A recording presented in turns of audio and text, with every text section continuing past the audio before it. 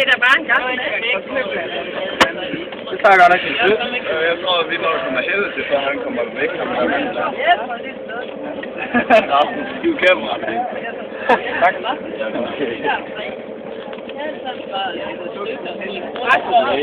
Du har ikke noget med, du ikke må have med. Og det er helt fuldstændig 100% sikkert. Ser du heller ikke, Anders? Hvad er det? Kig mig i øjnene og sig, det har du ikke. Ja, men pigerne, de giver os anonyme sædler, hvis der er nogen, der har noget. Så siger jeg, det er ikke inde ved. Første pause. Hvorfor skulle jeg ikke have kigget i øjnene? Det er nu, så jeg sgu ikke.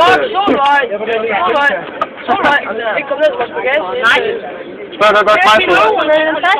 Det er da du bare øver ud, eller hvad siger jeg? Hvorfor det? Solvej, min håndtaske. Hvad skal vi have? Du har ikke ødelagt noget på hotellet, så får du 10 euro. Solvej. Hvad? Jeg har selv ikke ødelagt det.